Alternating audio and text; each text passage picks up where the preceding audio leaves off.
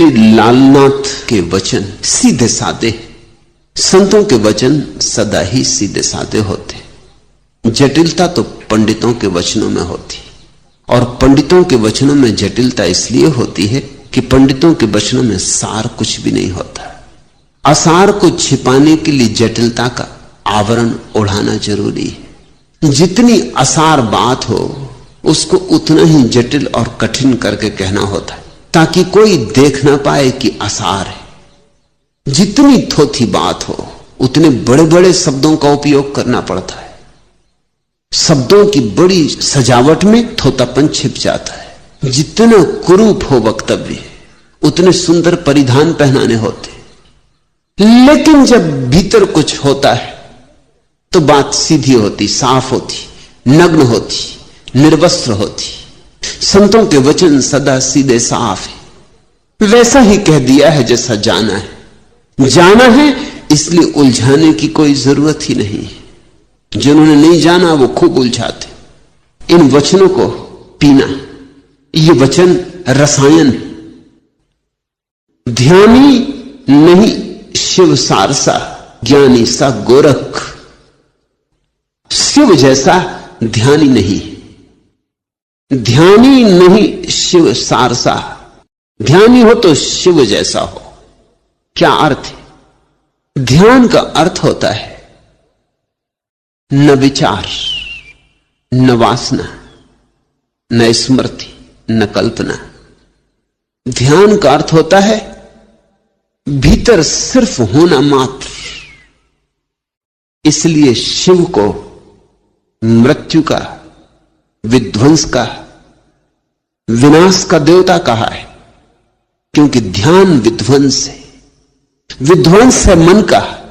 मन ही संसार है, मन ही सृजन है, मन ही सृष्टि है। मन गया कि प्रलय हो गई।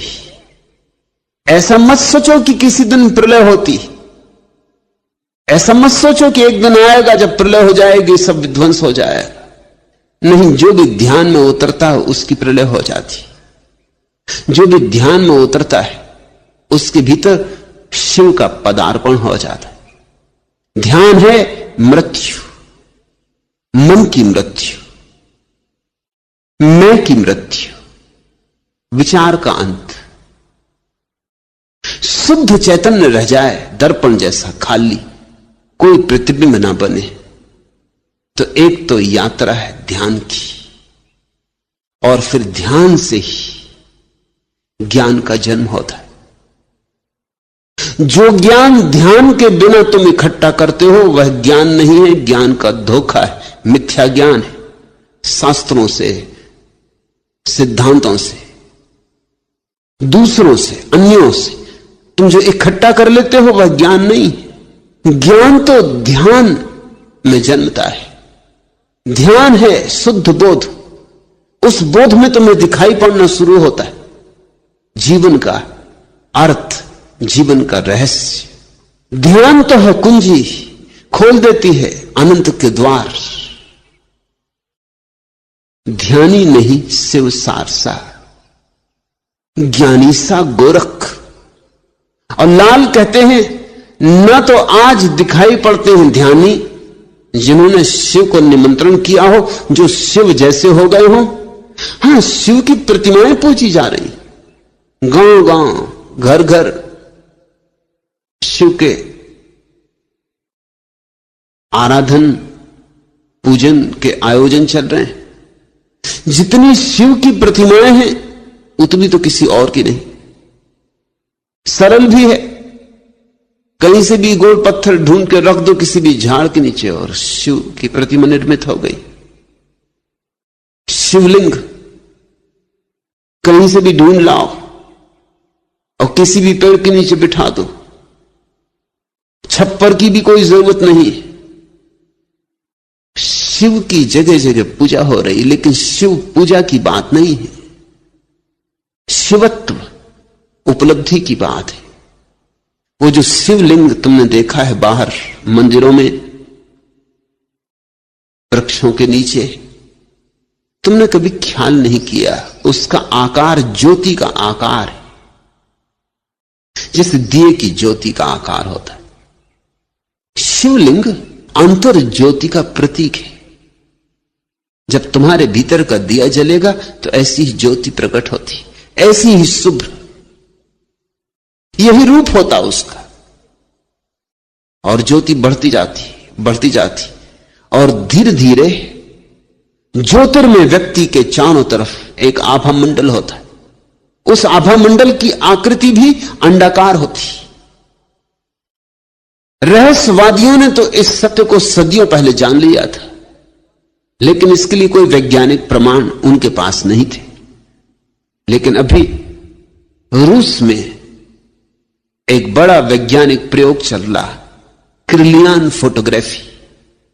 मनुष्य के आसपास जो ऊर्जा का मंडल होता है, अब उसके चित्र लिए जा सकते हैं। इतने सूक्ष्म फिल्में बनाई जा चुकी हैं जिनसे न केवल तुम्हारी देह का चित्र बन जाता है, बल्कि देह के आसपास जो विद्युत प्रकट होती है उसका भी चित्र बन जाता है। और क्रिलियन चकित हुआ है, क्योंकि जैसे जैसे व्यक्ति शांत होकर बैठता है वैसे वैसे उसके आसपास का जो विद्युत मंडल है उसकी आकृति अंडाकार हो जाती। उसको तो शिवलिंग का कोई पता नहीं है,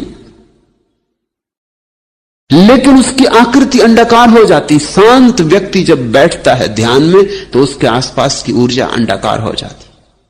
अशांत व्यक्ति के आसपास की ऊर्जा अंडाकार नहीं होती, खंडित होती,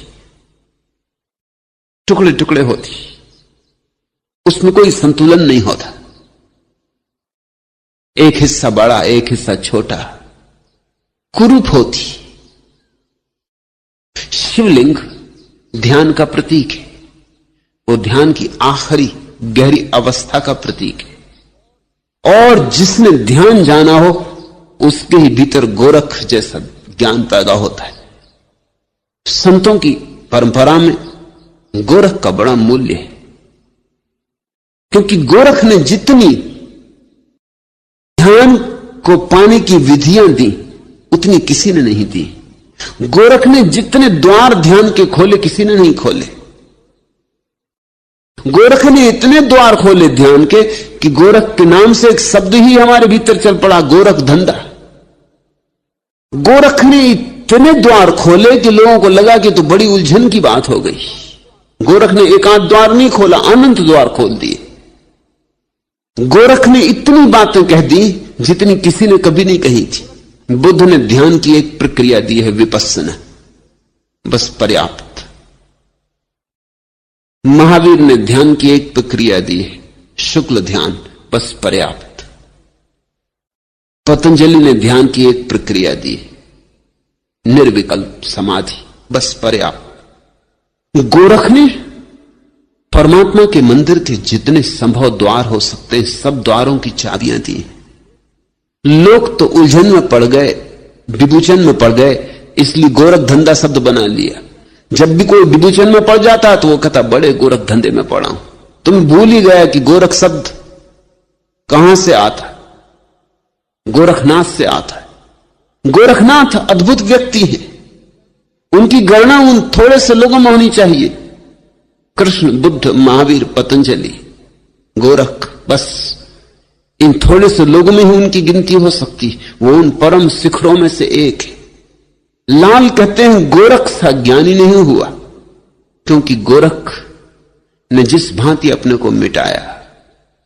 गोरख कहते हैं मरो हे जोगी मरो, मरो मरण है मीठा, तिस मरणी मरो जिस मरणी मर गोरख दीठा।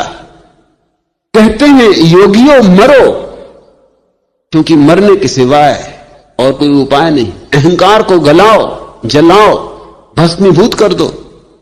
मरो हे जोगी मरो, क्योंकि मृत्यु से ही तुम अमृत पा सकोगे।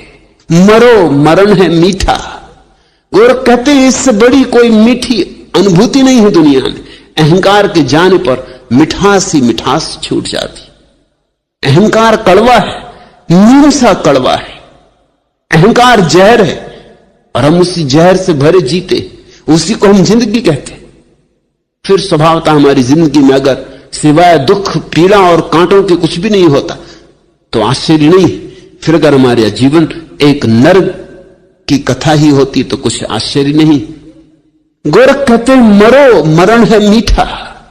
काश तुम मर सको तो तुम इस जगत के अपूर्व मिठास को उपलब्ध हो जाओ, मगर मरने की कला है। तिस मरणी मरो, उस मरण को सीखो जिस मरणी मर गोरख दिठा। गोरख भी मरा और मर के उसने देखा, मर के पाया, मिट के पाया। बूंद जब मिट जाती तो सागर हो जाती, और बीज जब मिट जाता तो वृक्ष हो जाता। फिर आता है वसंत, खिलते हैं फूल और पक्षी गीत गाते और सूरज की किरणें नाचती।